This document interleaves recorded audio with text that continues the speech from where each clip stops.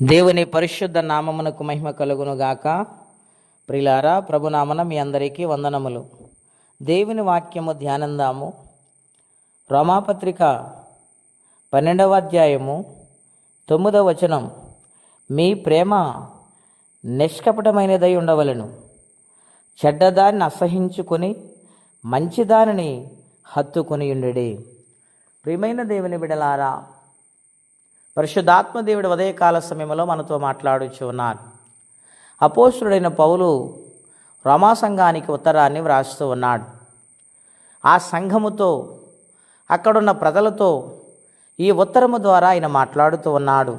పరిశుద్ధాత్మని సహాయం వలన మీ ప్రేమ నిష్కపటమైనదై ఉండాలి, కపటము లేనిదిగా ఉండాలి, వంచన లేనిదిగా ఉండాలి, యథార్థమైనదిగా ఉండాలి.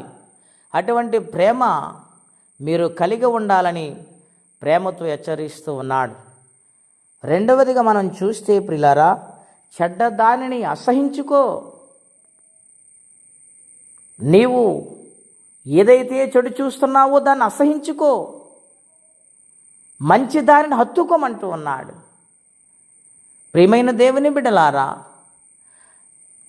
పౌలు గారు రాసిన ఈ యొక్క మాటలు ఈ లోకమంతా కూడా రకరకాలుగా ఉంటూ ఉంది. ఇటువంటి భయంకరమైన కడవరి దినాలలో చెడ్డదాన్ని మనము హత్తుకుంటున్నామా, మంచిదాన్ని హత్తుకుంటున్నామా ఆలోచన చేయాలి. దేవుని భయం ఉండాలి ప్రియులారా, దేవునితో సహవాసము కలిగి ఉండాలి, దేవుని ప్రేమ విషయములో నిష్కపటము కలిగి ఉండి దేవుని కార్యాలయందు మనం ఆసక్తి కలిగి ఉంటే మనము దేవుని హత్తుకొని జీవించగలుగుతాము, చెడ్డదాన్ని అసహించుకోగలుగుతాము. బైబిల్ గ్రంథంలో అనేక మంది భక్తులు దేవుని హత్తుకొని నడిచారు ప్రియులారా. దేవుని వాక్యములో వ్రాయబడి ఉన్నది 2వ రాజుల గ్రంథం 18వ అధ్యాయము 5వ వచనమును చూస్తే అక్కడ హిజ్కియా అనే రాజు కనపడుతున్నాడు. అతడు దేవుని హత్తుకొని జీవించాడు, దేవునితో సహవాసము కలిగి ఉన్నాడు, దేవుని కార్యములందు ఆసక్తి కలిగి ఉండి దేవుని సందులో నమ్మకంగా జీవించాడు.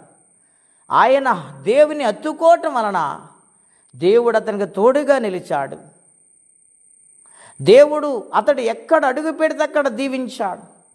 అతడు ఎక్కడికి వెళ్ళినా జయాన్ని పొందుకున్నాడు. కారణం దేవునిని హత్తుకొని జీవించాడు హిజ్కియా రాజు.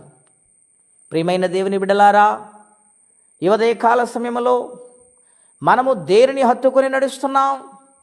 ఈ లోకాన్న, ఈ లోకములో ఉన్న వాటినా, లేక దేవునినా? సృష్టించిన దేవునికి చోటిస్తున్నామా హృదయములో? ఆయన హత్తుకొని జీవించగలుగుతున్నామా? ఆలోచన చేయమని ప్రభు పేట మనవి చేస్తూ ఉన్నాను. అతడు దేవుని హత్తుకొనడు గనుక దేవుడు అతనికి తోడై ఉన్నాడు, దేవుడు అతనికి జయమిచ్చాడు. దేవుని బిడ్డ, దేవుని హత్తుకొని జీవించు భాగ్యము దేవుడు అనుగ్రహించినప్పుడు దాన్ని పొందుకోవాలి. ఒక చంటి పాప విస్తారముగా ఏడుస్తూ ఉంటే తన తల్లి కౌగిటిలో హత్తుకుంటుంది. ఆ బిడ్డ భయపడుతుందేమని తల్లి లాలిస్తూ గుండెకు హత్తుకొని ఆ బిడ్డను సాకుతూ ఉంటుంది. ఒక కుమారుడు బాధపడుతుంటే తండ్రి హత్తుకుంటాడు ప్రియులారా. భర్త భార్యను హత్తుకుంటుంది. దేవుని బిడ్డలారా, బైబిల్ గ్రంథములో రూతు హత్తనత్తుకుంది. ఈ విధముగా ఎంతోమంది భక్తులు దేవుని సన్నిధానములో సాగిపోయారు. దేవుని యొక్క వాక్యం ప్రకటిస్తూ ఉంది, దేవుని హత్తుకుని బ్రతికితే దేవుడు తోడుగా ఉంటాడు, 2 జయమొస్తుంది, సమస్యల నుండి విడుదల వస్తుంది, సమాధానాత్మ దేవుడు అనుగ్రహిస్తాడు, ఆయన రాజ్యమును అనుగ్రహిస్తారు. అట్టి కృపా తీర్మానం పరిశుద్ధాత్మ దేవుడు మనందరికీ దయచేయునుగాక. ప్రార్థనండి. అత్యంత కృప కలిగిన దేవా, మహోన్నతమైన మీ నామం కొరకై వందనాలు. నిన్ను హత్తుకొనుటలు ఎంత దీవెనుంది నాయనా. నాయన, నీ సన్నిధానములు జయముంది ప్రభువా.